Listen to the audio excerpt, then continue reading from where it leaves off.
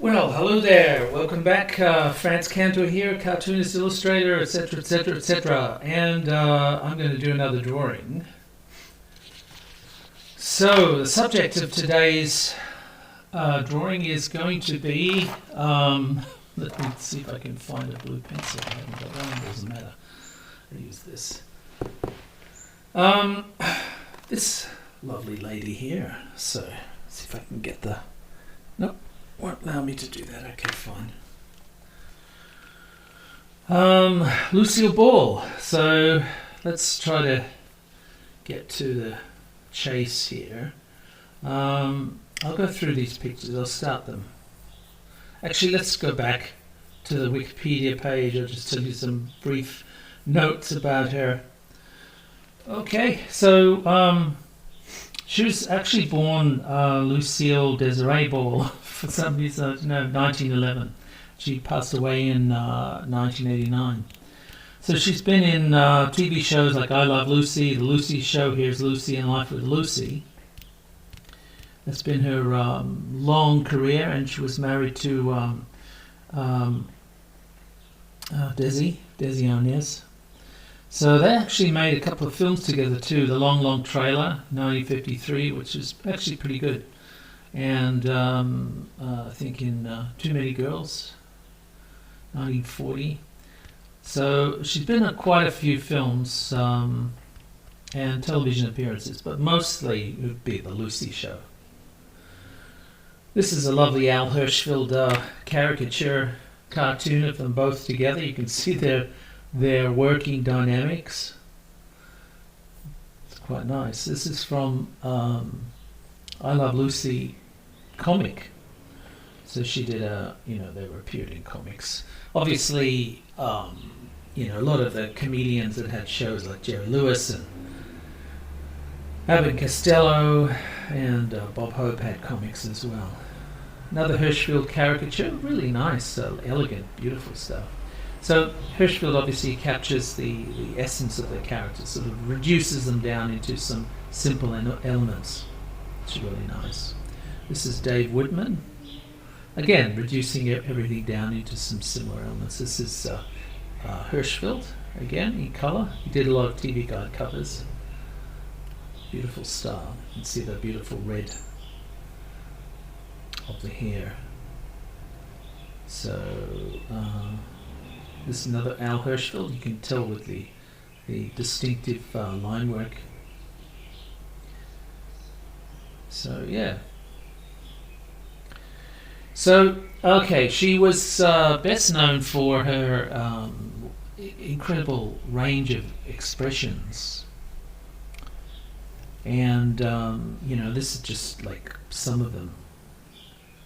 You kind of get an idea of how flexible her face was. So there wasn't many women who were willing to do this sort of physical comedy with their face. And whenever the screen, whenever we came upon female comedians with that ability, of course, it was very extraordinary, very special.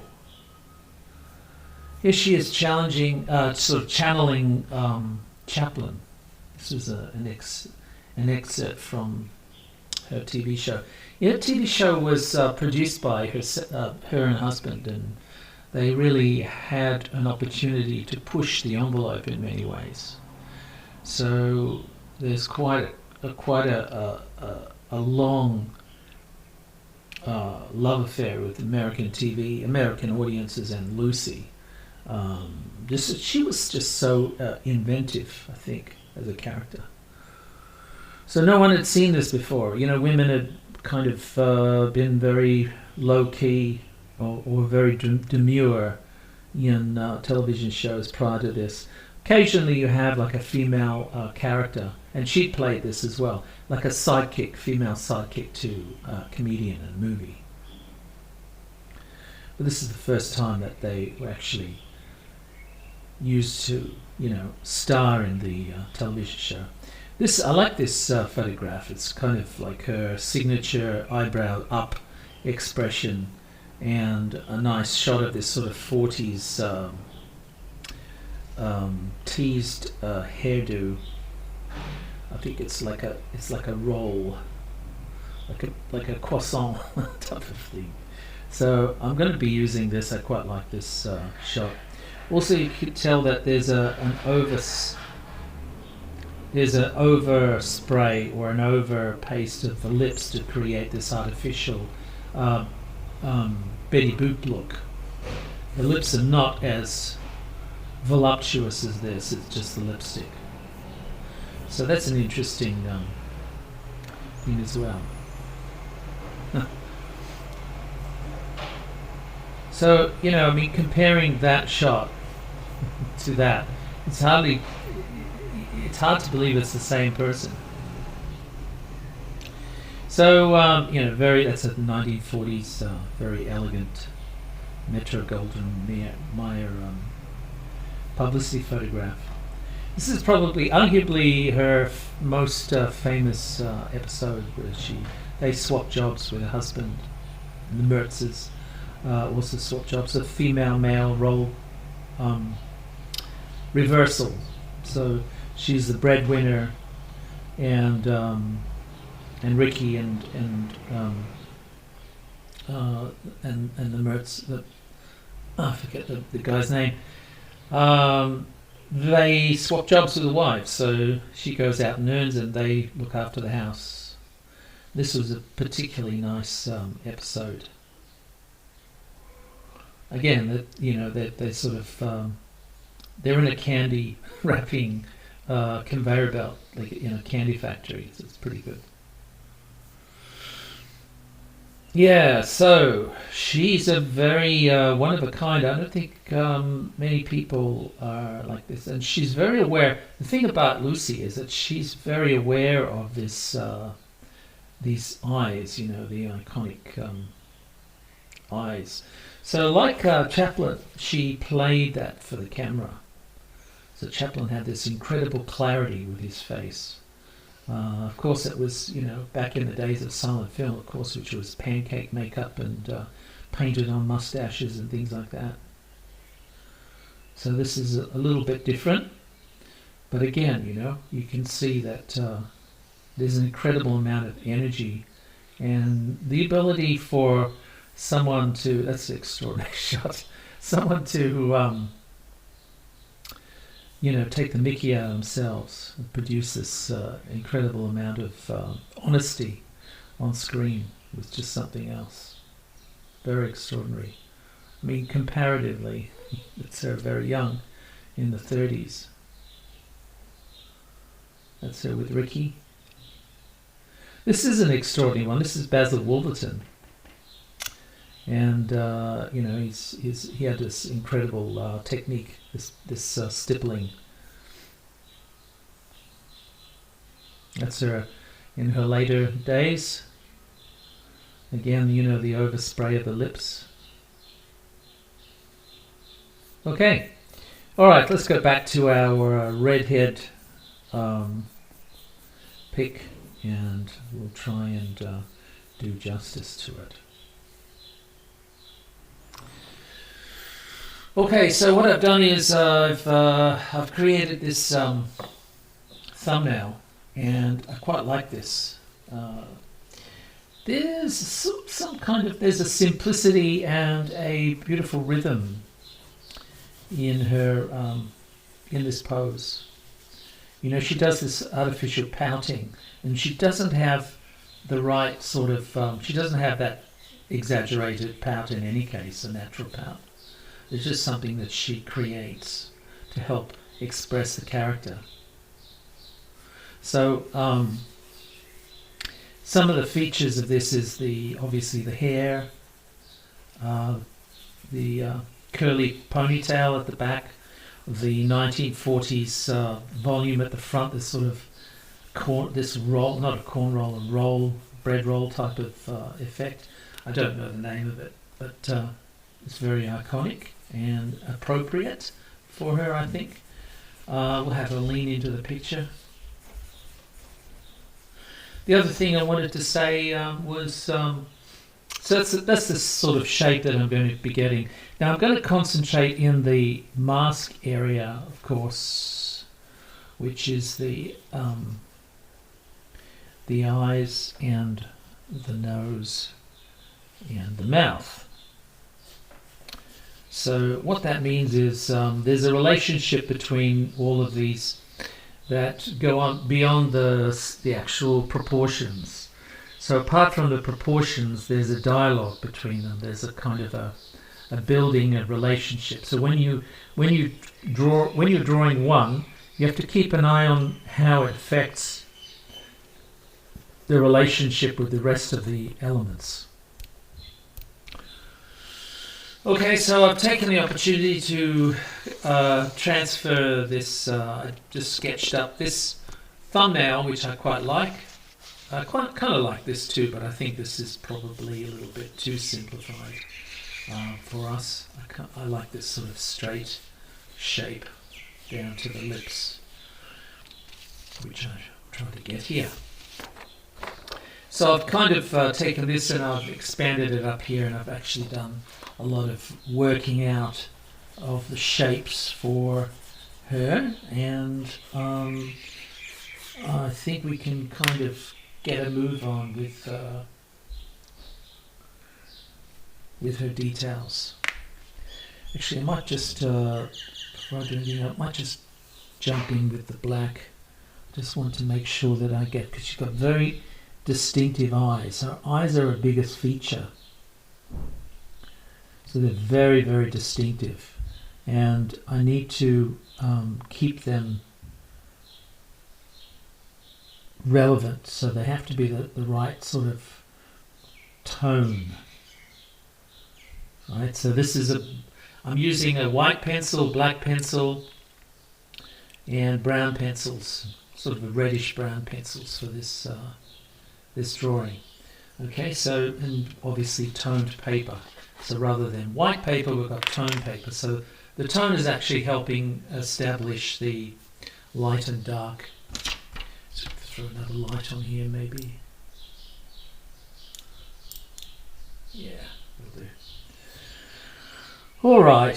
The other thing that's important here is the expression of the eyes, so the amount of white around the eyes. She did this sort of wide-eyed expression a lot to speak to the audience. A sort of, you know, a dialogue with the audience is a very handy thing for television, for comedy especially, because it's like you're looking for co-conspirators or other, you know, people out there in TV land to share the joke, to share the gag. And she did this more. I mean, a lot of cartoons did this. A lot of comedians did this. Like Jack Benny would often throw a joke and then look directly at the audience. So sometimes it's almost a theatrical aspect, you know, like you would expect on a stage where the actor would address the audience directly, even in a sitcom, in a story narrative. So she would do this too. Not necessarily looking at the audience, but looking towards the audience, so that we get an idea of the, you know, the impact of the gag. Same thing with Chaplin. Chaplin would not look at the camera, but he would look towards the camera, so his face would be looking towards the camera, so that you would clearly see what the gag was. It's all about clarity, which is one of the, you know, staging.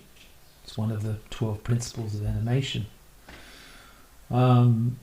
It's important we have to be careful, because she is a redhead. We have to be careful with how much black we put in.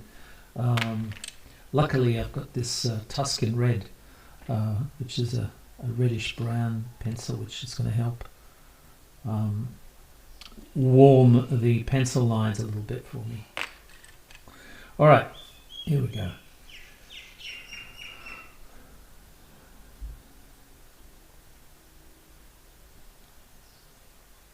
Now, when you're drawing people with like women especially, there's a lot of mascara on her and false eyelashes, and I already explained the overspray of the lips here.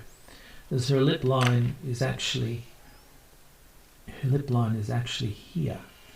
And this is how much lipstick is going around the lips to sort of give it that exaggerated peanut shape, like so.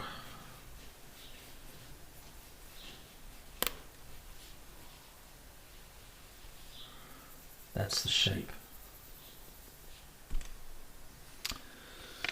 The lighting is coming down from the top right, so shadows are going to be stronger on the bottom left-hand side of the object, of the face, which is going to be handy for us because we've got shadows that are going down there to help establish the contrasts between the rest of the face. So it's an interesting thing, isn't it, when you draw women's faces with a lot of makeup on them. Actually, put in some. I don't know why I did that. That's probably too strong. Knock it back. Be careful. Subtlety. Okay, so when you draw faces, of course, you have to draw the. You have to pay attention to the anatomy, and that's an interesting thing because makeup is designed in many ways, especially attachments like false eyelashes. They're intended to disguise the anatomy, sort of enhance certain aspects.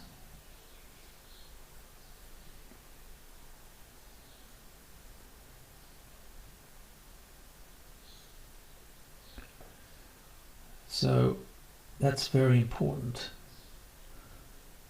Wow, she's got like a... These are big. These are features. I mean, look at the Hirschfeld caricatures. He made a big deal about the false eyelashes. So I think, that's a thing.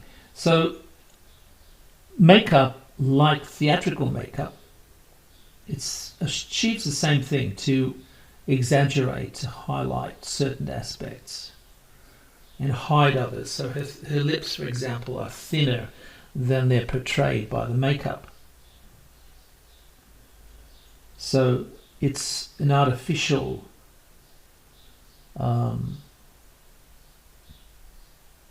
thickness.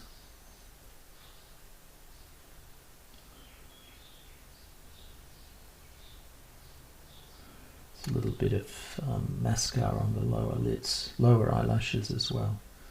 So we've got to try to keep the anatomy correct as much as we can, even though there's a lot of hiding and changing. It's with the makeup and the attachments. We've got to try to establish some form of a truth in how we draw them, because you have to obey anatomy. You've got to obey anatomy.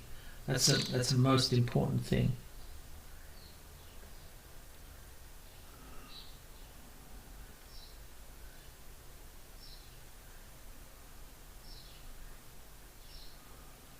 Let's try and let's do something with this.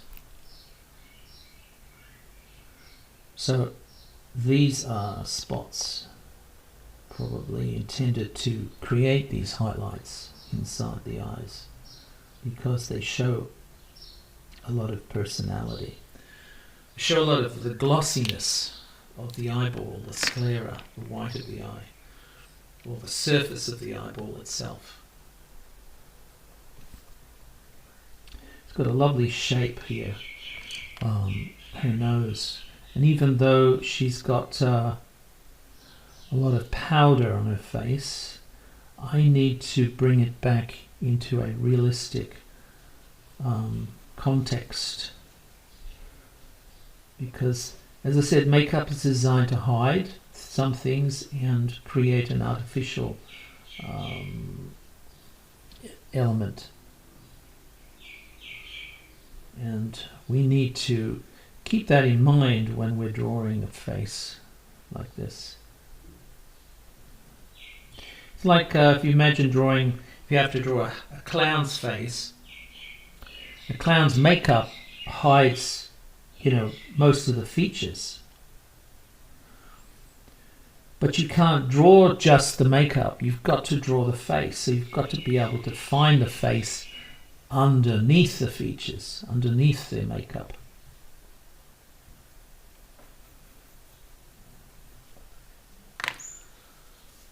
Okay, so far so good. Let's push on. I might actually, as we go ahead, bring in some eyeshadow tone. Might help. Her eyes are very greeny blue. They're not in this picture so much, but I remember from better transparencies or better photos. She's got very, very strong eyes. And she knows it, baby. She knows that. So that's what I was saying. Like Chaplin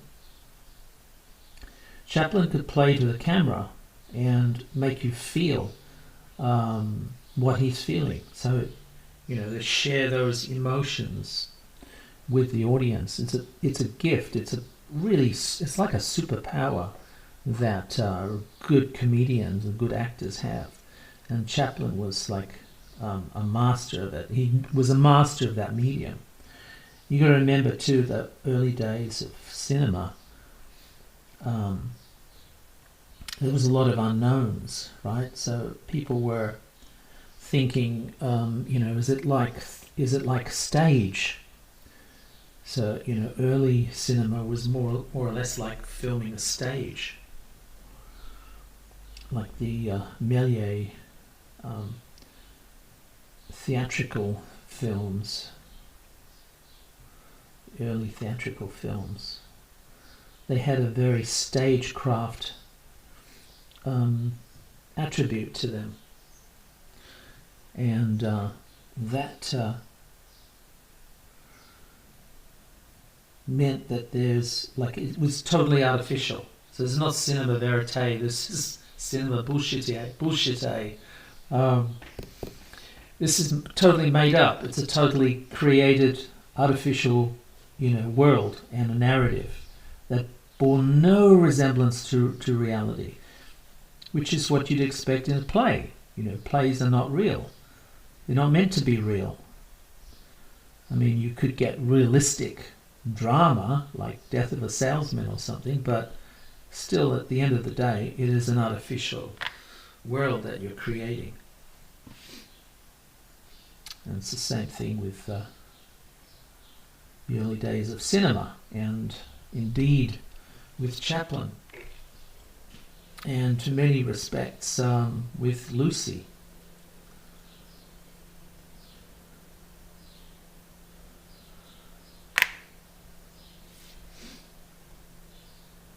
Okay, so I've got a nice little elements happening here.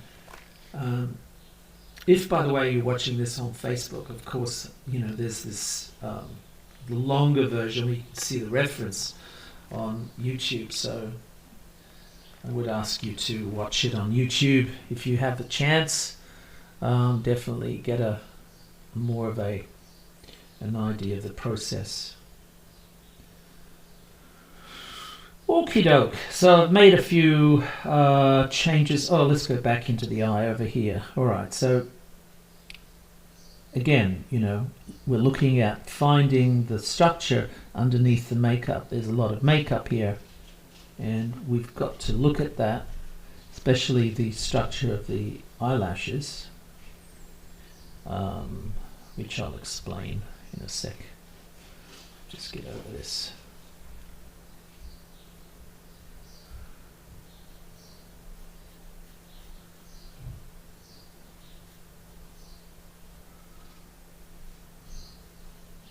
Very interesting.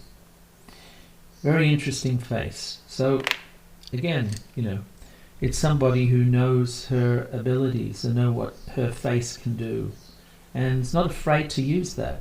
So a lot of people are very shy, you know. And as I said, most of the actresses at the time would be very sort of demure and feminine and, you know, not very physical in terms of their comedy. And she was the opposite. She was extremely physical. And I remember there was, I don't know the name of it, it was like a comedy in the 1930s where she was the gawky girlfriend of the main funny guy, and you know, she was always quick-witted,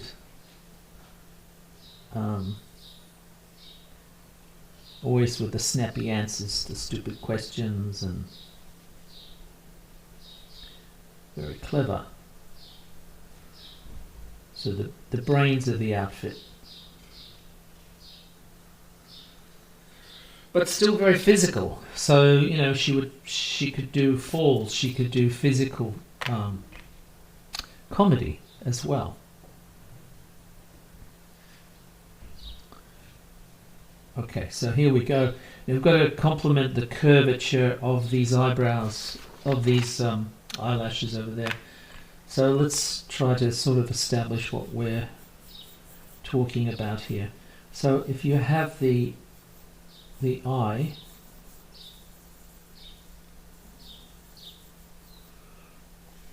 okay,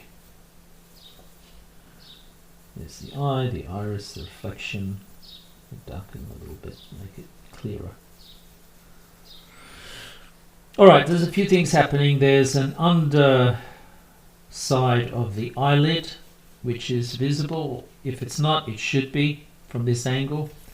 There's the skin at over the top, the flap that goes over the eyelid. And of course there's the skin that leads to the eyebrow. Now the eyelashes are attached to this line, the natural eyelash line, so they're kind of piggybacking on the actual eyelashes, and they have a curvature. And even though you're looking straight down the barrel of a lot of these lines, you have to show them moving. You have to show them curling. They have to be curling, even from the front angle like this, where they would probably be more straight. And you've got to show the thickness of the base where they're attached, so there's a bit of mascara hiding that attachment. Alright, so there's quite a bit of thinking going on here. Let's try to keep it relevant. Put some eyeshadow in preparation, I think, and then we'll go in for the kill. Aha, there we go. That's the eyelid. That's the thickness of the lid. That's where we need to attach the eyelashes.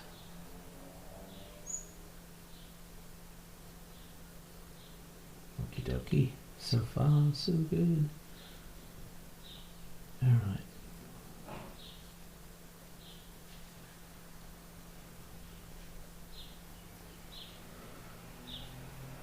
So even though we're looking straight on at them, they need to have...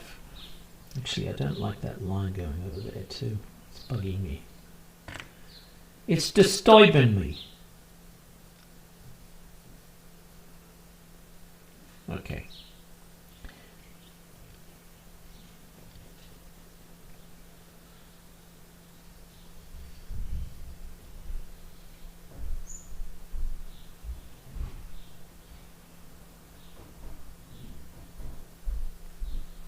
All right.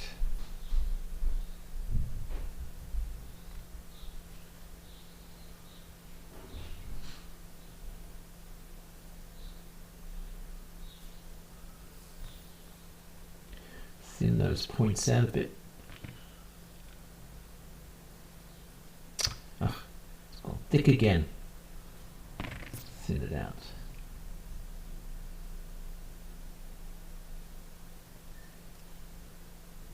Put in the upper lid. Remember that the lashes are attached to the actual lashes. Okay, so quite happy with that. That'll do for now. Let's continue with the structure of the lower lid.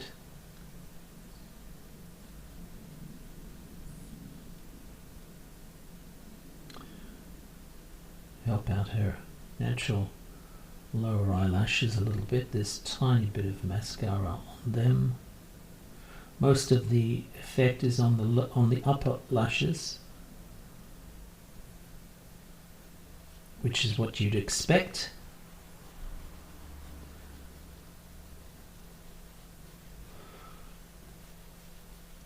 So if you look at Chaplin's makeup, for example, it's made to be read from a distance. So it's like stage makeup. It's meant to be read from a distance. It's too much dark there. So the contrast is quite high, right? There's a lot of contrast, a lot of light and dark.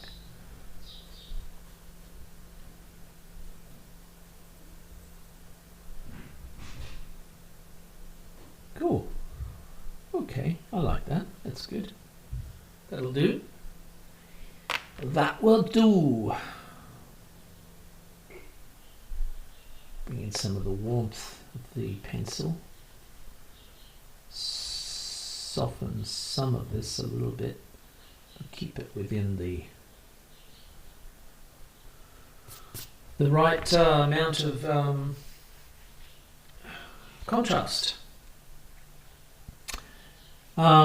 Right, the rest of her expression, of course, is she's got this very distinctive wrinkled brow, which is shadowed and hidden a lot by the hair.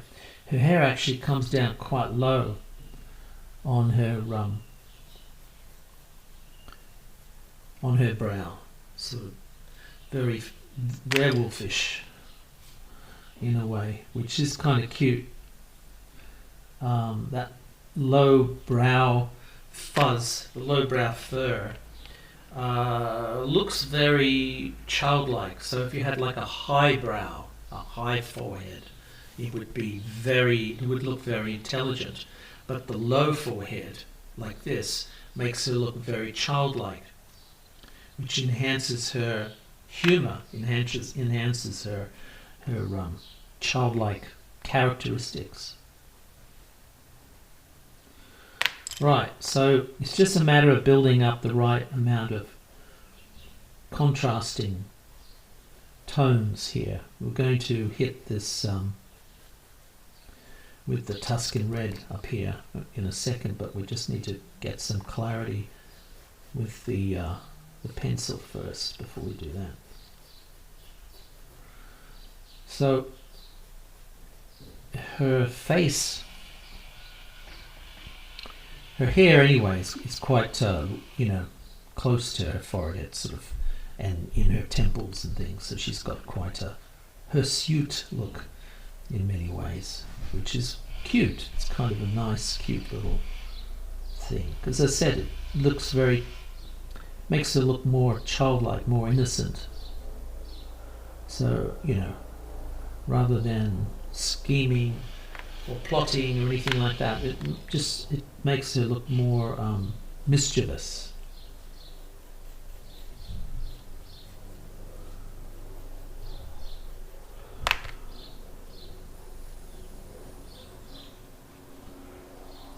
Okay, get some shadows back there.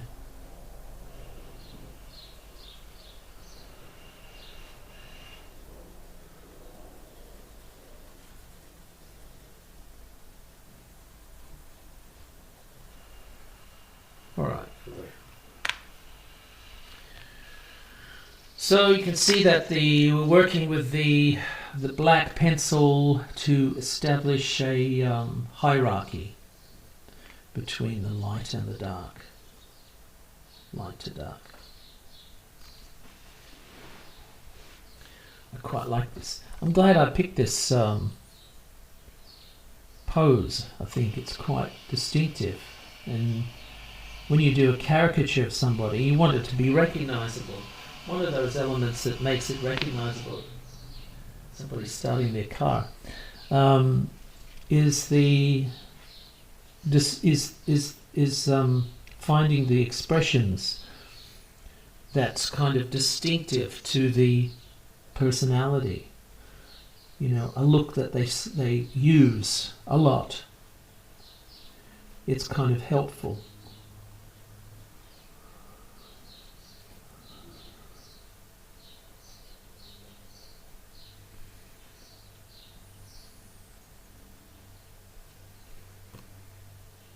Some nice lines happening here. I like this. Okay.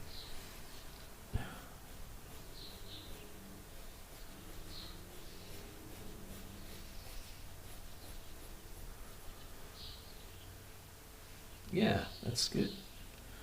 Quite like that.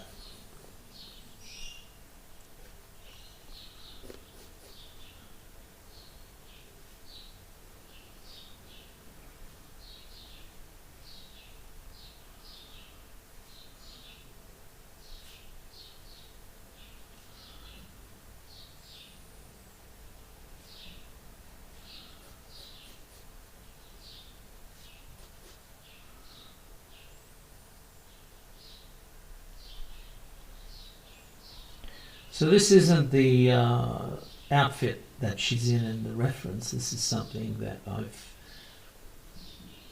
grabbed from some of her other looks, which I think is a little bit more. I like this sort of puffy sleeves, the 1940s, cute little puffy sleeve, puffy shoulder pads. I think that sort of fits her. She, in many ways, her look in the early days of the Lucy show, which was in the 40s, was very reminiscent of the 40s. And, you know, especially this sort of front roll effect with her hair. Let's try to get some contrasts in there. Yeah, I know it's red, but we need we need outlines to work for. Okay.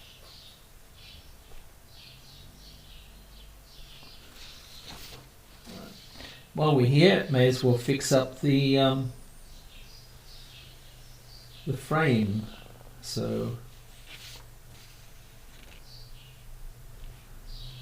we'll just hold negative space better. Just clarify a lot of this stuff.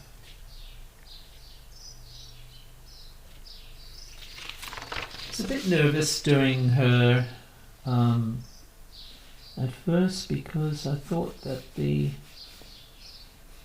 she's incredibly distinctive and very, very fluid. Her expressions are very fluid.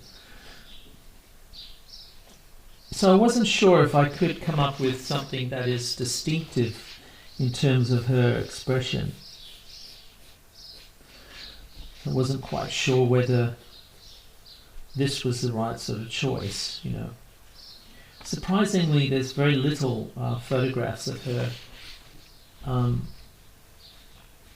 in an expressive pose, but not distorted. So there's a lot of her making faces and a lot of her posing, smiling, looking demure, but not many like this, sort of in between. So you kind of see the energy and the range of expression without any without too much distortion. Okay, so I'm going to clarify a lot of this here.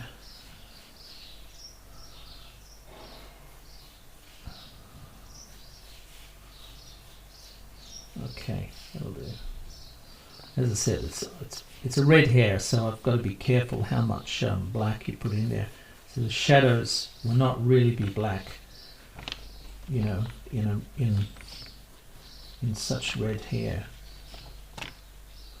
Not usually.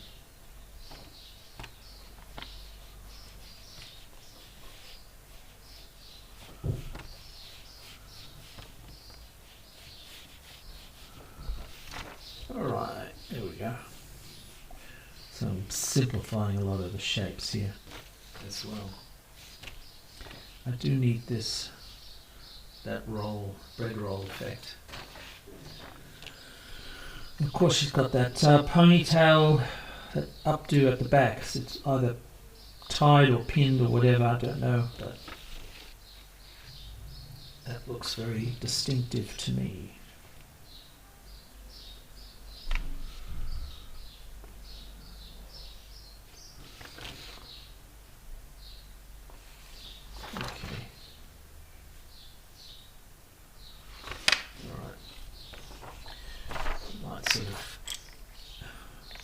Continue on with this a little bit more, see where we can go, how much trouble we can get in.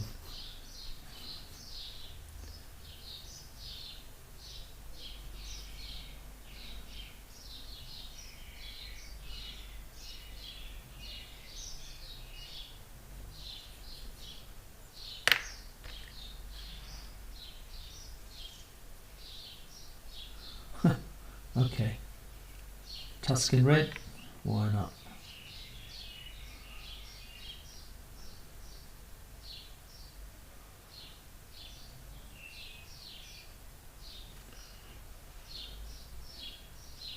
Be nice to get some reddish, orangey, some reddish watercolor in here as well. Might try that.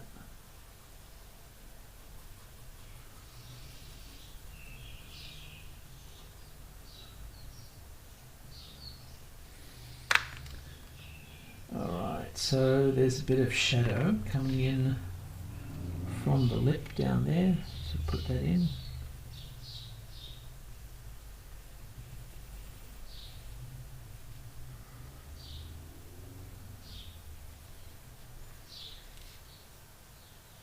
It's interesting, isn't it? Alright, here we go.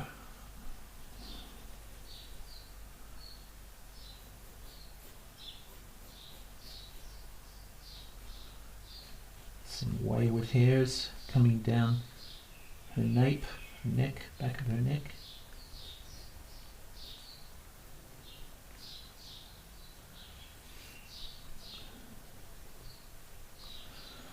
Now, let's get into the, we'll use this. We'll start down here and then work back up. So rather than smudge what we've got, we're going to work over the pencil line.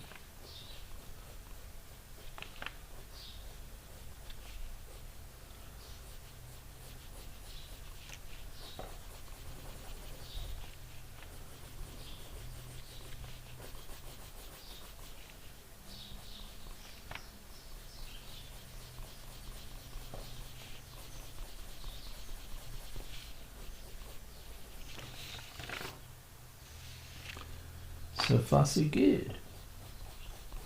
Let's try to establish a firm tone, red tone.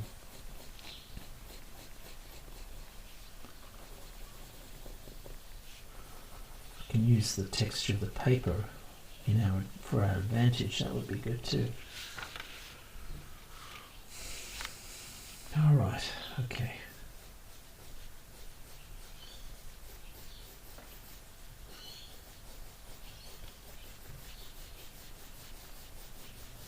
Pencil's really good for doing hair. These long strokes that are quite distinctive and I think appropriate for the texture.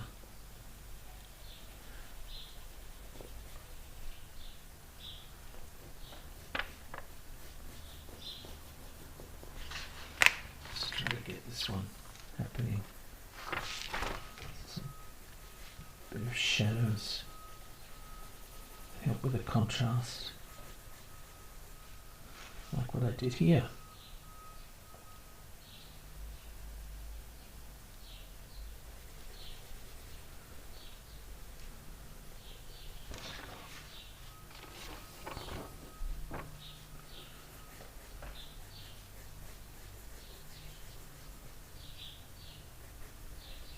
Alright, there's going to be a lot of this.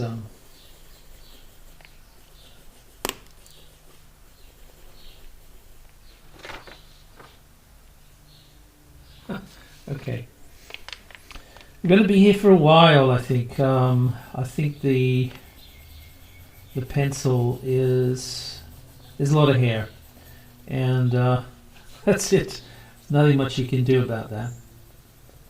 There's only so much you can sort of scribble and simplify. You've really got to create structure. And there's a lot of structure here because, you know, this style is incredibly hard. This 1940s hairstyle. It's really difficult, isn't it? It's like a rockabilly.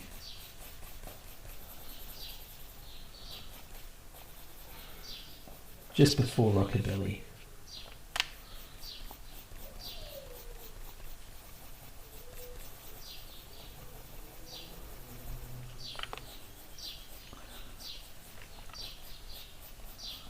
So the women in dungarees type of look, which came out of the women in factories type of look. So they had to pin up their hair, obviously, for work. Well, it's the same sort of thing, really.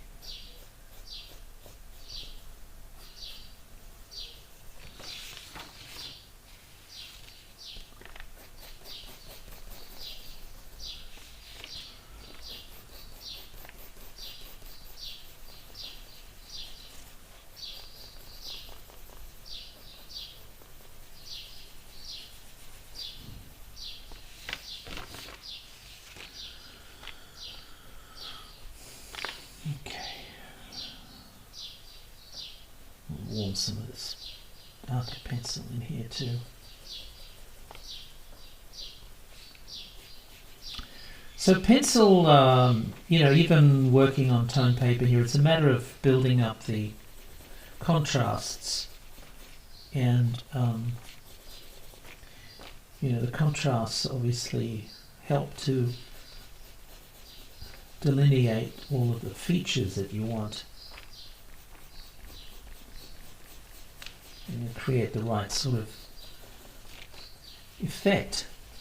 Obviously with hair you're creating a textural thing, but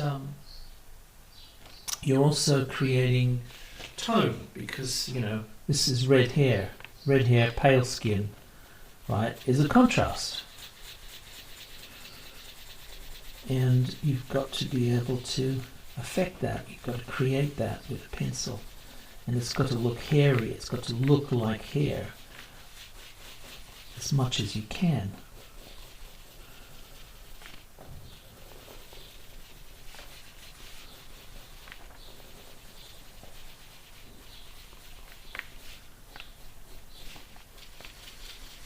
Okay, I'm taking a lot of shortcuts here, a lot of just quickly putting these in, which I wouldn't normally do. It would just take my time, but there's just such a lot of variant hair textures and hair directions.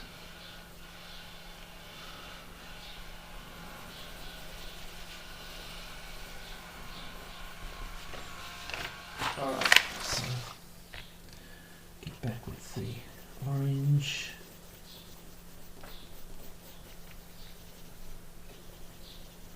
It'd be nice to hit this with an orange, I think, but you know, it's not too, I don't think I've done too badly with the brown.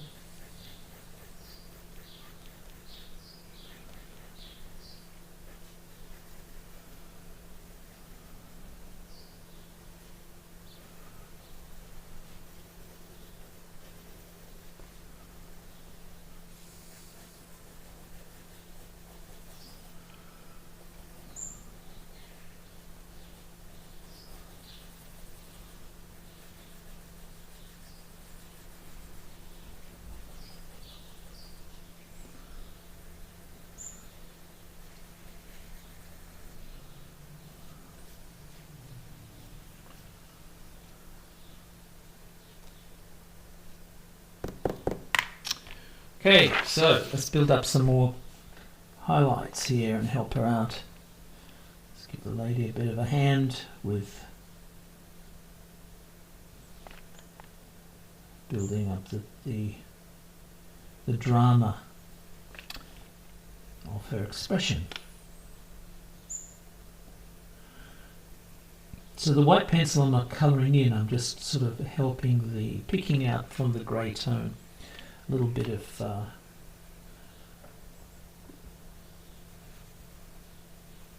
volume, a little bit of contrast, showing a bit more form, you know. Right, a bit of shine.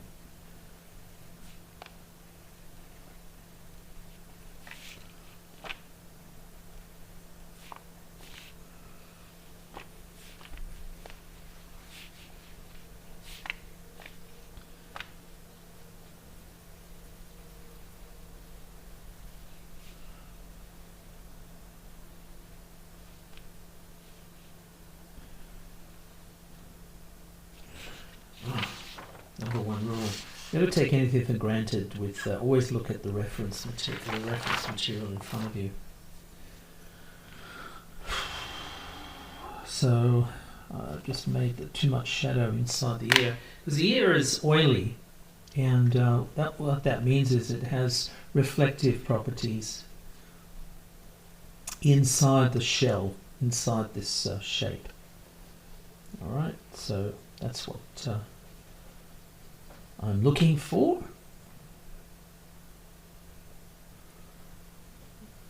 That'll do for that. I'll get back into here. Give this some help. Okay.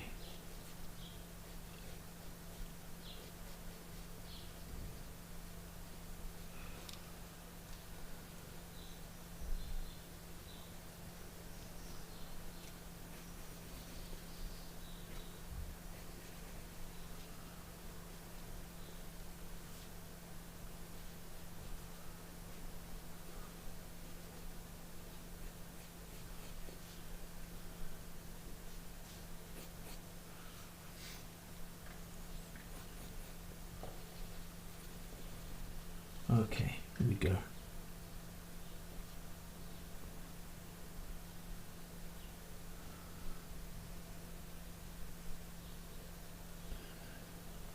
So the features that I'm kind of getting that are important are the eyes and the lips. Both of those things have been changed from its original construction, or its original look, to something else. So it's incredibly dramatic and theatrical, and that, I think, is an important element. But it's also, if you think about it, I mean, her performance is very theatrical, so it kind of makes sense in a way, you know, with that exaggerated makeup.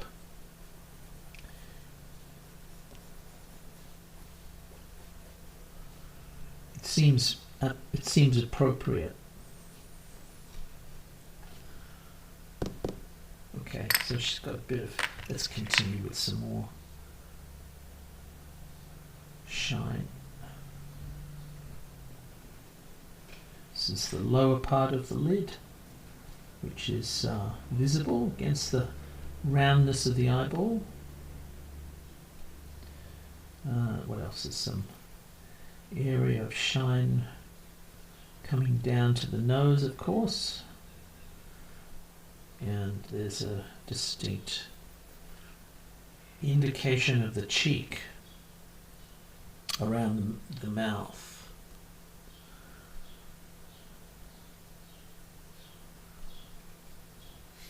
Okay, so another thing that we need to think about. Let's find this thing here. Here we go. Now, the hold this skull for a sec. Right. So, around the eyes are these muscles. Okay? And they're very powerful, and they tend to pull and contract and pull a lot of the muscles and tendons and sinews, well, not tendons, but structures around the face, around the eye. So there's an awful lot of movement going on around these eyes. Not so much any of the other features. There is a little bit around the mouth. There's some lines, some spidery lines around the mouth, which indicate that there's quite a lot of power. They get quite a lot of use. But most of her acting is around the eyes. So all of the wrinkles and furrows, etc., are all made they're all made by use of the eyes. Very expressive and distinctive, powerful expressions.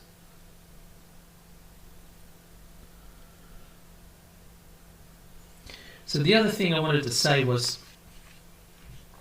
with the face, even though it's a caricature, you have to pay attention to the structure underneath. So that's the anatomy, like the muscles of the eyes, etc. There's also, the hard surface underneath, the basic structure where the orbits are, the, elements, parts of the skull which are close to the skin, not obscured by a lot of activity in muscles. Usually the cheekbones are visible, not always, but occasionally, so it's good to sort of refer to them whenever you can, even though you can't see them so well, in the reference. Just referring to them gives the drawing a little bit more believability. Just like that. It's not in the reference. You can't see it. See? Can't see it in the reference. It's too soft. But referring to it gives the drawing a little bit more believability.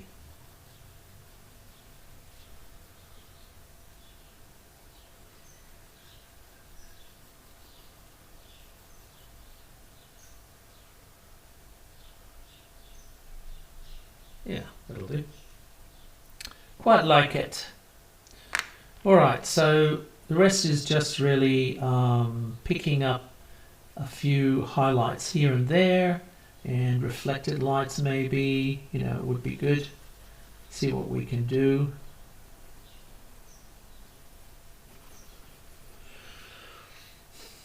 What else is there? There's a light there. It's breaking through down here. Right, there's definitely a form there.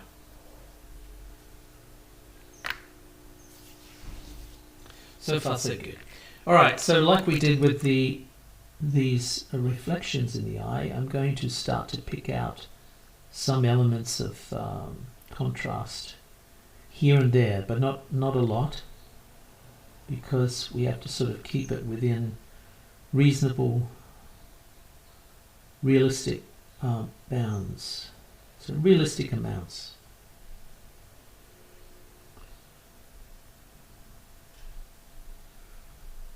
I've changed her earrings, I've changed her costume a little bit, sort of make it a little bit more appropriate.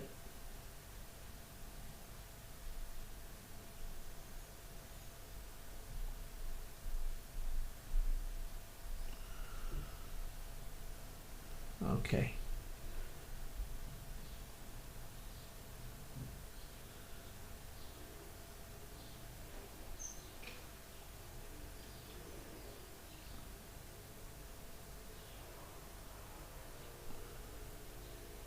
I think I'm going to put in a little bit of I want to try to keep it as subtle as I can, a little bit of reflected light coming in from the left, and maybe also a little bit on the right. Have to be careful though how much.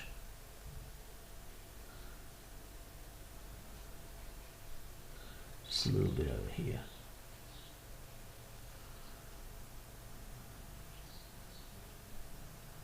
complemented with this. Maybe a little bit over there. Careful. Don't want to overdo it. Bit of shine.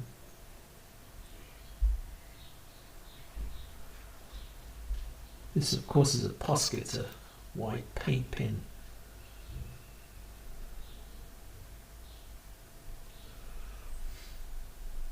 Alright, here we go. Maybe, should I do this? Be careful. Throw caution to the wind. No, don't do that. Too many little spots, so it draws attention to itself. You don't want to have things in there just arbitrarily placed too many times. You know, it does tend to draw attention to itself. So let's not do that.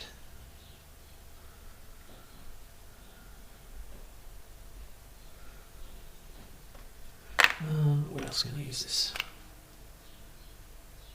It's a white brush. Again, another Posca, just to help out some of the surfaces a bit.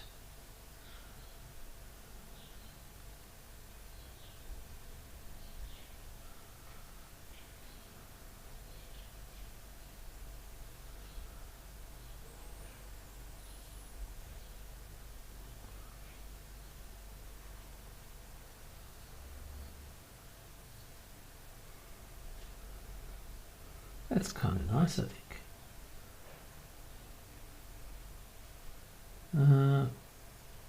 Should I do that? Be careful of that area. It's glossy, but it's not as sharp as the lower lip.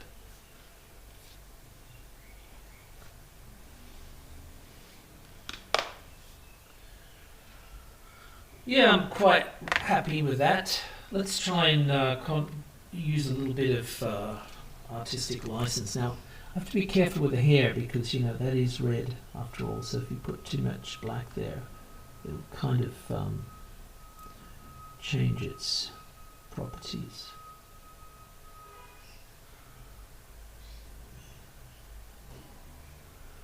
But I think I'm going to help with a little bit of the black here and there.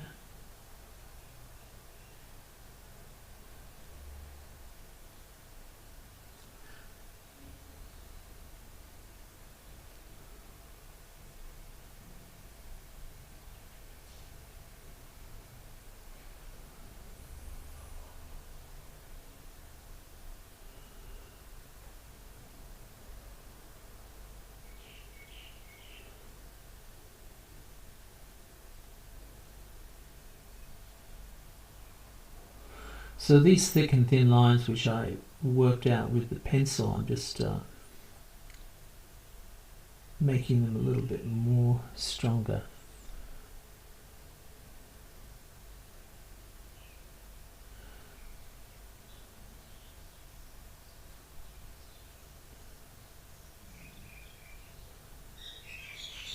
Hopefully it won't stop everything up.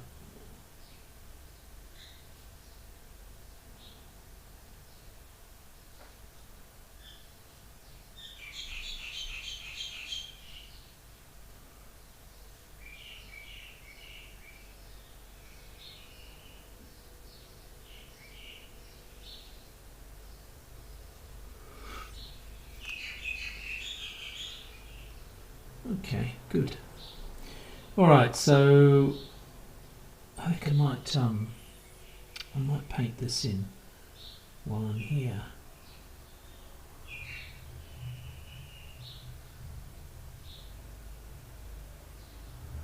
Cutting in around these eyelashes is hard, but I think it might help. The hair is red, so there's no contour. There's no pencil line over there, so I can go right up to the colour. But with the eyelashes, I don't want to go too close.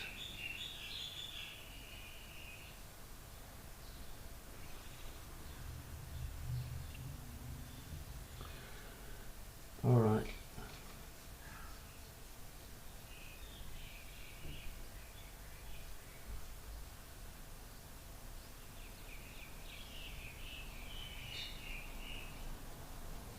This is a Zig brush pen, and the ink, of course, is in the handle, which you can push, make it come through the bristles.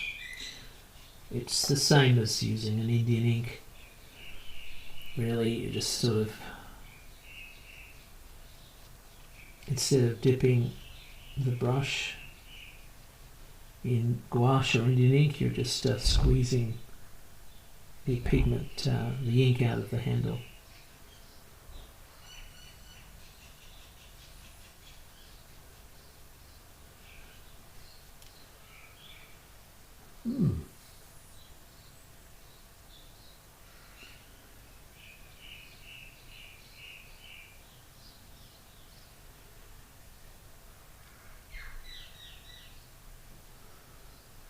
I don't like what I've done with the eyelashes there. Might have to fix it up. Can't come in too close. Lost some of that curvature.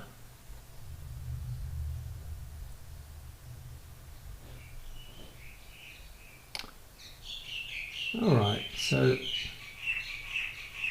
just cutting in close to the line but not touching the line as much as I can.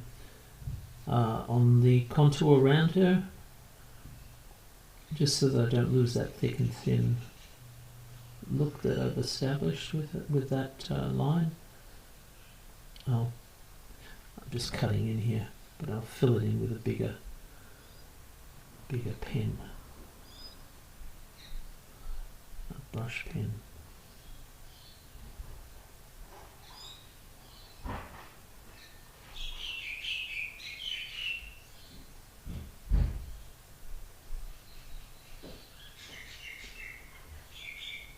All right.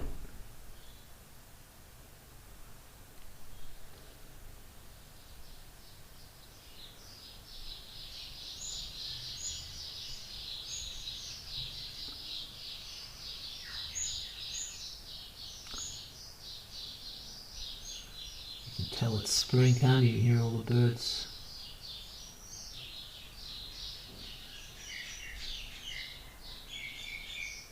Everyone's having a go.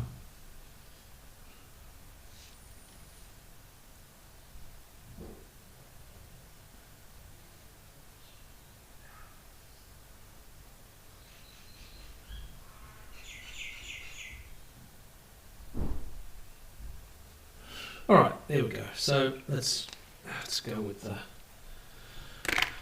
Let's see what we can do. We've got a Posca marker, which we can fill in a lot of the gaps. We've actually got a thicker one here, which is more like a graffiti pen. Look at the size of that baby. And like the brush pen, dries flat, so there'll be no edges to worry about. Which you can't guarantee, of course, with Indian ink. If you still, Indian ink's fantastic to use, you know, but when you colour in with Indian ink like this, it tends to pool, and that gives an uneven, shiny effect as it dries. I used to use, I was working for the newspapers, I used a variety of things, but we didn't have pens like this. The only things that were available were like textures, and they kind of went through the paper. So, permanent markers. But I did use black gouache, which was interesting. It's a watercolor, dries flat, of course. So this streakiness will disappear. It'll actually dry quite flat and quite nice in the end. If you're doing your version, if you're doing a redhead like this, you might like to bring in a watercolor, like a red watercolor or something like that, to help establish some of the, to over paint a lot of this stuff. A lot of the pencil work, the pencils will not run with the watercolors. It's not they're not pencil watercolors, so it's be quite safe to use, I think. All right, let's go. I'm going to spell her name right, I hope. Lucille C-I-L-L-E. Seems alright. B-A-L-L. So Lucille Desiree Ball. Interesting name. Very interesting character. Incredible amount of energy, as I said to you before, in her performance. Which is very, very rare for certainly at that time for female actors and comedians. But this is something that she's obviously very affected by other physical performers, notably her hero, Charlie Chaplin. And you can tell there's a certain amount of Charlie Chaplin-esque sort of channeling, I suppose, in her work.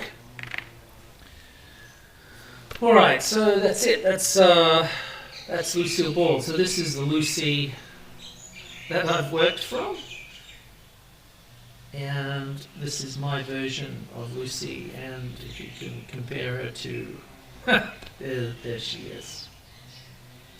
So, at once she's an extraordinary, elegant, iconic, beautiful woman, really funny, very energetic, very